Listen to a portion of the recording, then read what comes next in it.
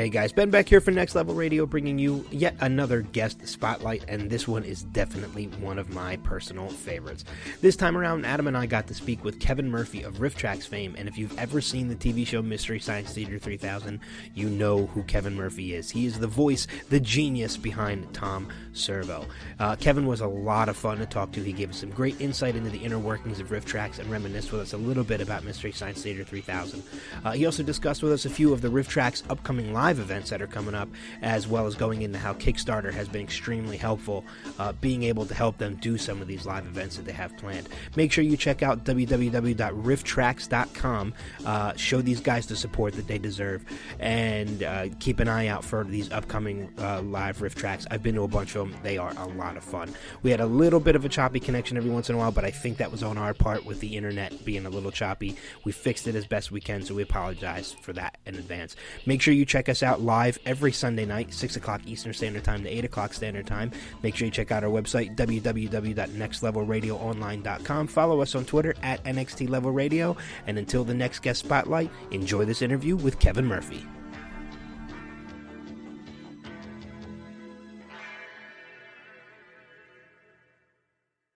Good evening, everyone, and welcome to another guest spotlight right here on Next Level Radio. I am Ben Beck, joined by my co-host Adam Gorey, and to say we are excited to speak with our guest tonight would be a major understatement.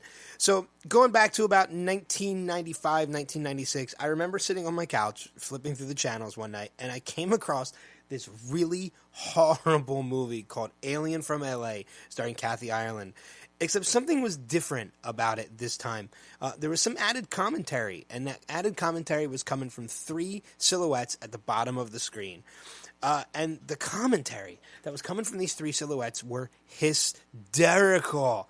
Thus, my love for Mystery Science Theater 3000, the television show, was born.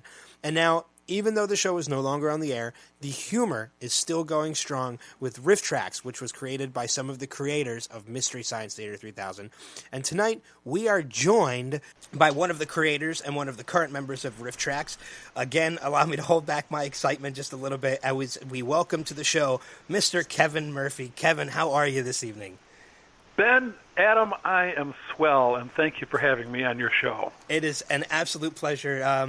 As I said, you probably are able to guess, I'm a huge fan. I came across Mystery Science Theater purely by accident, but I became an instant fan, and I've been a fan ever since. The first episode you saw was Alien from LA, and you still stuck with the show. Yes, wow. was Alien from LA, and I stuck with it. That was a bad one. It was, but you know what? I think that's what makes it so great, is the fact that it was bad, but it just... Sometimes the bad, the better. It's true. So, I've been a fan for years, and it's one of those things that, as weird as it may seem, and it's so different, the show itself was so different that, at least in my case, it's one of those things you always remember your first. Sure. And, you know, and and Alien from LA was my first, so I do remember that. Well, yeah, I think I can safely say that there was nothing like it on television at the time. I mean, I remember one of the inspirations for the show in the first place with Joel was we all grew up with these things, these hosted movies, Creature Features or Elvira. In Chicago, we had this guy named Sven Gulli who'd come out, and they wouldn't take any of this stuff seriously.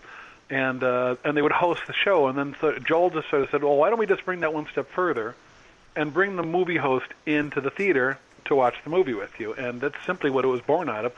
And what it generated into was something that everybody does anyway, which is talking back to your TV set. Yeah. Yeah. Yeah, I know personally when I'm watching movies, sometimes, I try not to talk too much during movies, but sometimes there's little snippy comments you make. I nowhere near able to make as many as you guys do, and at least funny ones. Mine are probably terribly stupid. No, not at all. Not at all. I remember when I was younger, I'm only 27, so I remember when I was younger watching Mystery Science Theater with my dad. And that's always a memory I'll have. How does it feel, knowing that you're a part of people's memories and essentially, kind of part of their family in a way?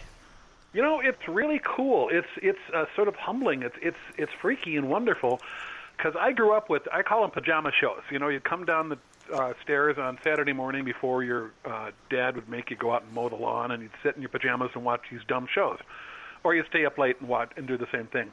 But they're pajama shows. They're just things that you'd goof off to, and you'd remember them, and they'd have this lasting impression on your childhood, probably more than just about any other programming.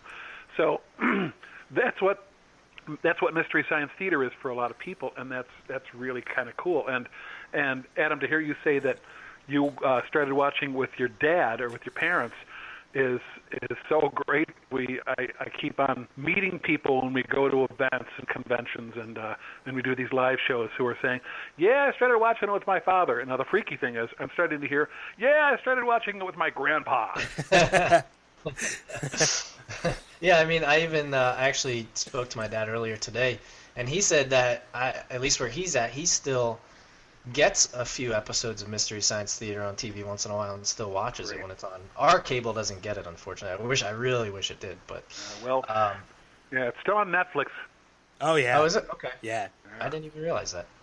Okay, well, now getting into the current iteration with RiffTrax that was created back in 2006 and obviously has been going strong with the help of yourself along with Mike Nelson and Bill Corbett. The only difference now is that you're mainly riffing more modern films, such as Lord of the Rings trilogy, the Marvel catalog, Twilight, Day After Tomorrow, as well as many others. And for me personally, with Mystery Science Theater, and you guys kind of touched on it a little bit earlier, I probably would not have watched many of those movies if you guys weren't commenting on them. Some of them were just so bad. And with the newer stuff, that I've already seen and loved, a lot of the movies that you guys have been riffing, is it any harder for you personally riffing a movie that you enjoy or maybe a blockbuster film like The Avengers compared to some of the really bad movies that are out there? Well, here, I'll make a distinction. The blockbusters, it depends on the blockbuster, because a Michael Bay film, it's like pulling hairs out of your nose with the tweezers. That's how much those things hurt, because the guy, he can't edit. I'm sorry. He can't. He can barely shoot. He can't edit. It looks like all the pieces were thrown into the air, and then he sort of gathered them up and printed them. And so those are really hard, because with the old films we did, and by the way, RiffTrax, if you look at our site, we actually have a lot of the MST-style cheesy old films now because people love them so much. We have those and we have shorts. But then we have these MP3s that you download with a movie, and that's how we get away with that. But the newer the film, the more they try to jam into the scene. There used to be like 4 or 5 edits in a typically cheesy 80s science fiction film. There'll be like 75 edits in a current science fiction film or action film. The films have gotten more frenetic, more frantic, and I think it has to do with the extremely limited attention span that people have these days, where they used to not have that. People would sit down and read Moby Dick. Now they read tweets. So there's a big difference there. Yeah. So that's been a challenge. But then we get these beautiful gems like Twilight, which is like, it's like sweet heroin for us. It really is. Yeah. There's nothing. It's like the perfect sort of film for us. Yeah, it's hard not to riff it. Right. And the films we got lined up right now for our live shows, Sharknado, then Godzilla in August, and then hopefully Anaconda in October. Yeah. Godzilla's going to be the most challenging of all because it has that sort of frenetic editing to it. But we did a great job of Starship Troopers, so I think we'll have fun with that. Yeah, I can't wait for Sharknado. Thanks. It's really helpful because I don't like any of these films, except for Anaconda. I have this fondness for it because it's a classic old bad film. Right. So in that way, I do have a fondness for it, but it's still fun to take its pants down and laugh at it. Yeah. But Sharknado is just it's wonderful. It's funny because I read all the stuff in the press about this being an intentionally bad film or an ironically bad film. And I don't know if that's true. I mean, the bottom line is, if you set out to make a bad film and you succeed, you've still simply made a bad film. Yeah. Yeah. So. And it's sci-fi. It's from sci-fi too, and a lot of their stuff has that kind of. Yeah, and I read some with a director who talked about his evolution into making these films, and he sounds clueless. And when you watch the film, that makes perfect sense. I mean, you know, he has that. It's actually, I think it's an old Ed Wood editing style where if you have to show some action, what you do is you cut away from the action like 5 or 6 times, and then you pretend that the action just happened. Yeah. And that's what Sharknado's all about. You never really see much going on, except for those few glory shots where they had the money to actually, you know, show the sharks eating people. And the rest of it is just like Confusavision. Yeah.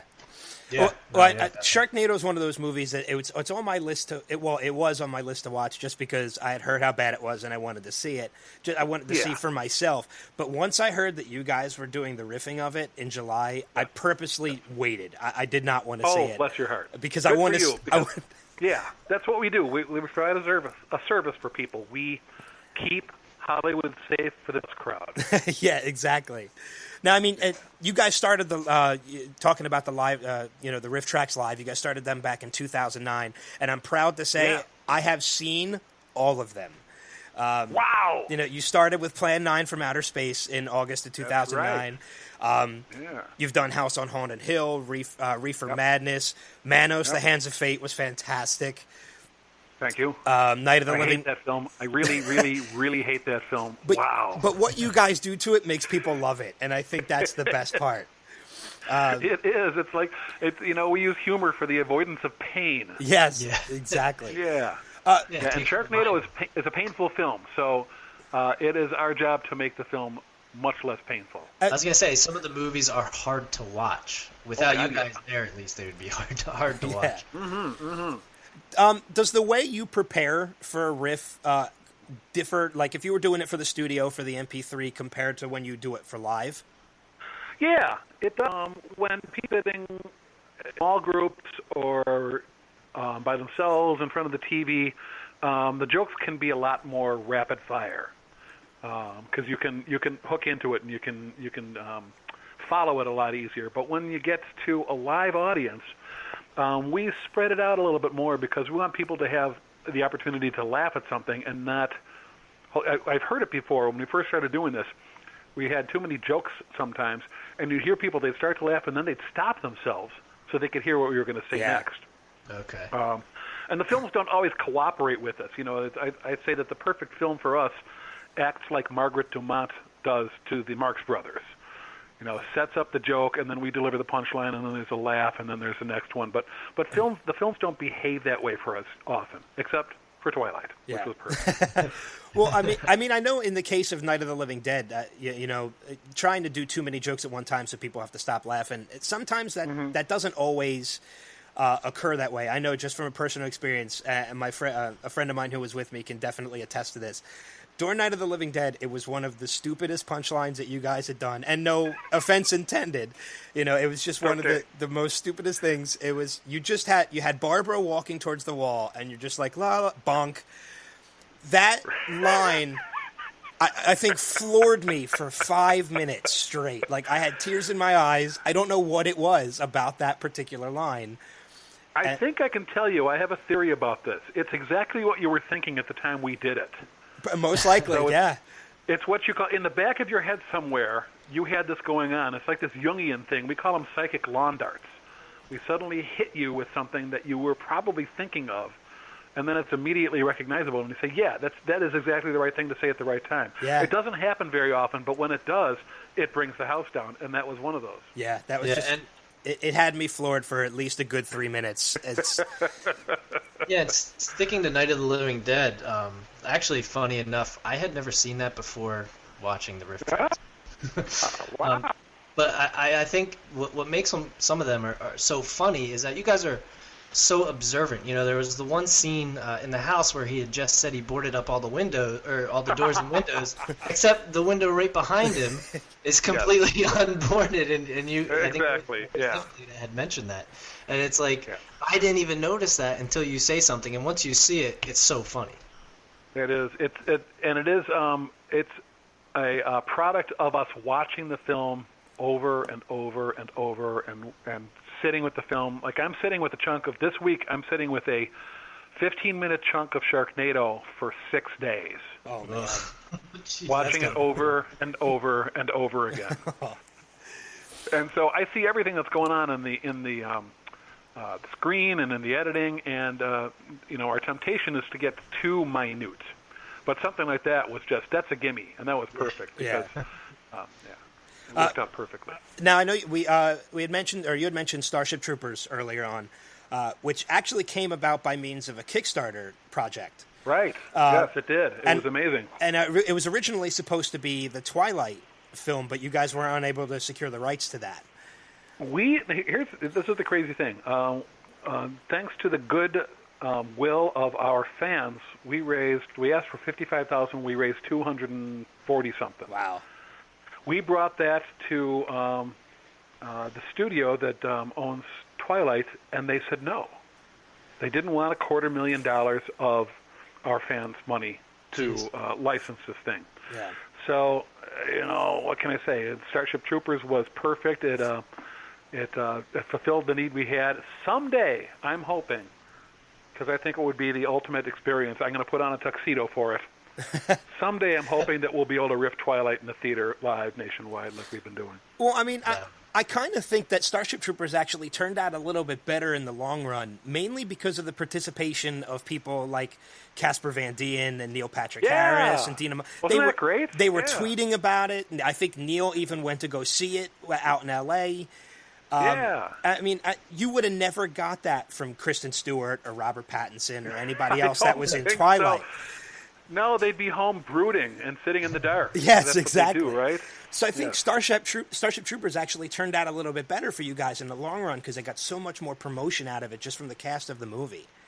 It's true. We had all kinds of the folks from the movie doing that, including Jake Busey, and I was happy to hear it.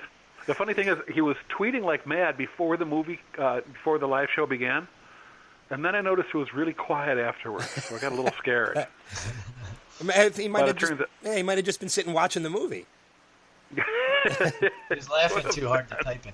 So, and the other good sport, I'll just say, Dina Meyer, who was she played Dizzy. That's the love interest gets ill giant. But she did the whole thing, and she was a really good sport. Because we were relentless with some of these folks, particularly her and Jake. Due to his teeth, we made a lot of fun of his teeth. Yeah. And, and the other guy who turned out to be a good sport is Clancy Brown, who is, he's a great character actor. You've seen him in a lot of things. He was in Highlander, and then you see that face in Starship Troopers and say, oh, yeah, he's in this, and he's in that, and he's in the other thing. And he was a great sport about it. He seems to be just a terrific guy. Yeah, it was a lot of fun. I know I was actually on vacation during that when that one came about, and my friend who I was on vacation with, we actually ended up driving about 35 minutes away from where we were just to find a theater to go see it. You get a medal, my friend. Well, I mean, I love going to them. They're just so much fun, and thank you. And they're a full-on experience. I mean, it's not just when you go in, you don't just go in and you see the movie. You have music by the Rifftones playing before the movie. The screens that you have up, on, like the pre-movie screens that you have up with the absolutely absurd movie trivia and quotes, are hysterical. Yeah. They get the audience laughing before the show even starts.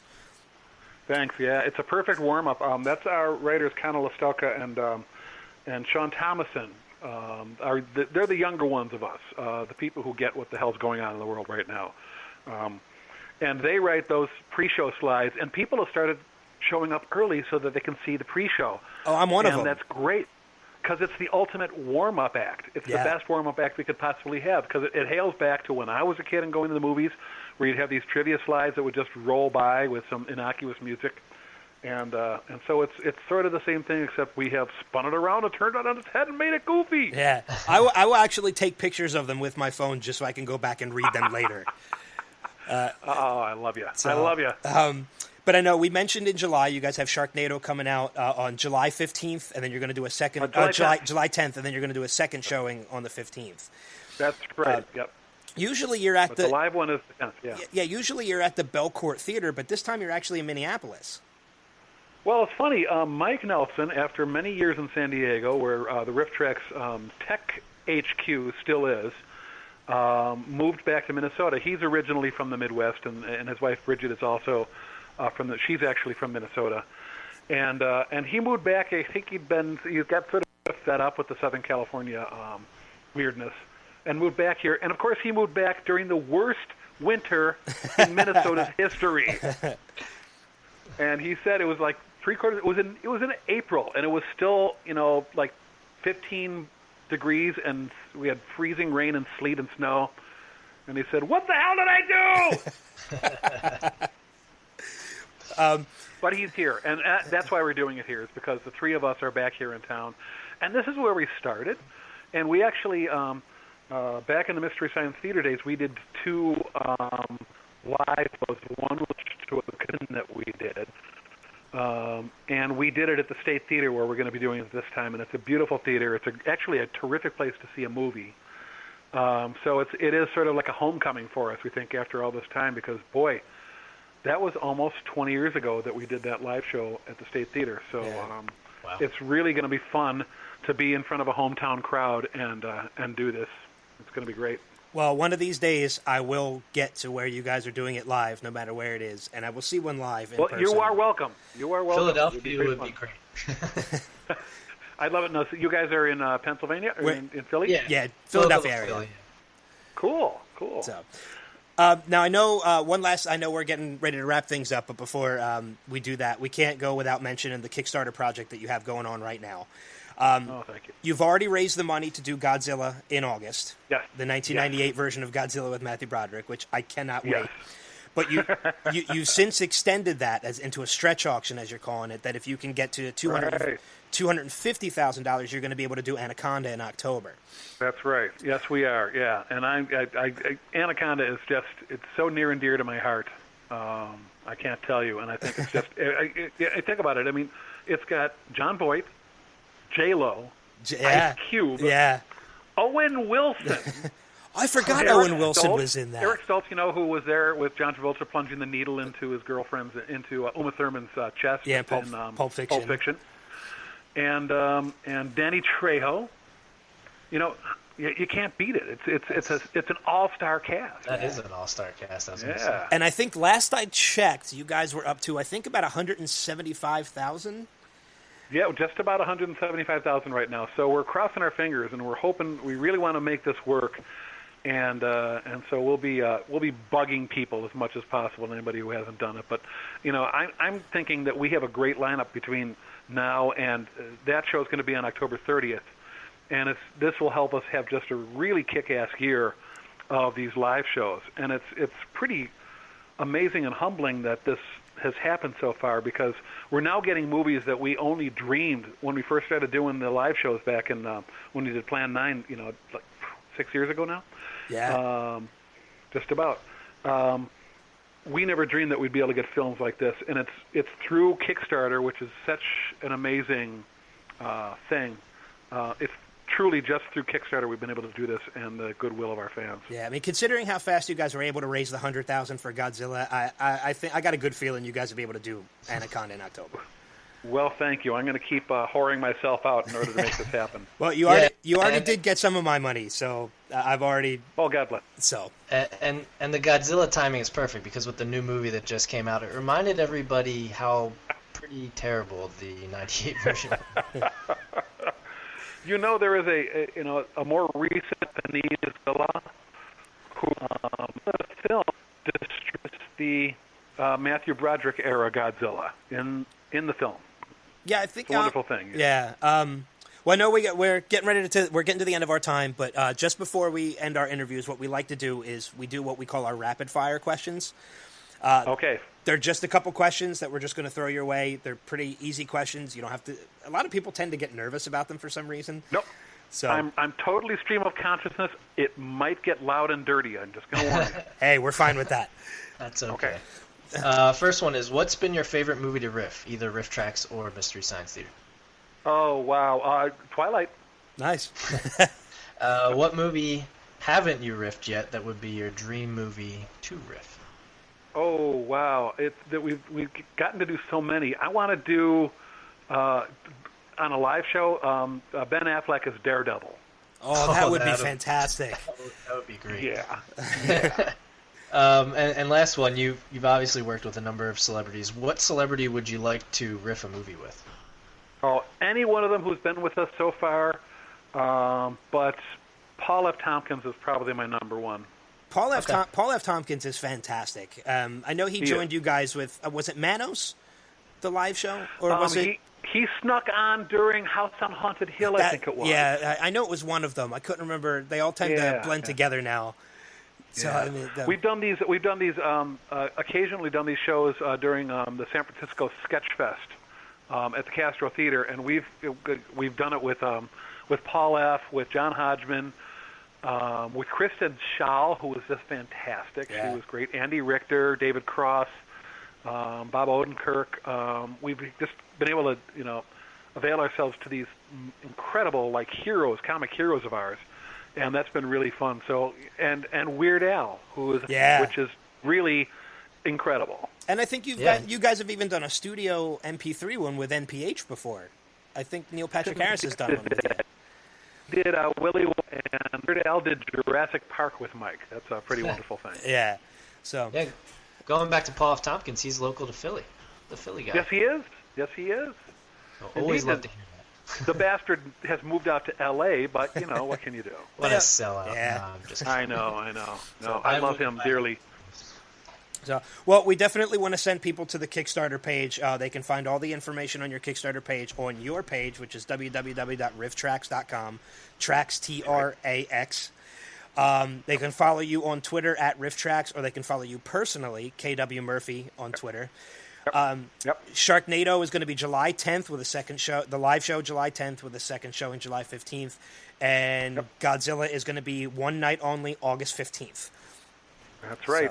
So, I already have my, and you said Anaconda, if you reach the goal, which I believe you will be October 30th. That's correct. Okay. I know I already have my tickets to Sharknado. I'm just waiting for tickets to go on sale for Godzilla, so. Thank you, sir. I'm a fan. I've been a fan, and I will probably almost always be a fan. So, well, I appreciate it. We will try our best to keep your fandom. Well, Kevin, thank you so much for joining us tonight. This was definitely I don't use the word lightly, but this was kind of an honor for me.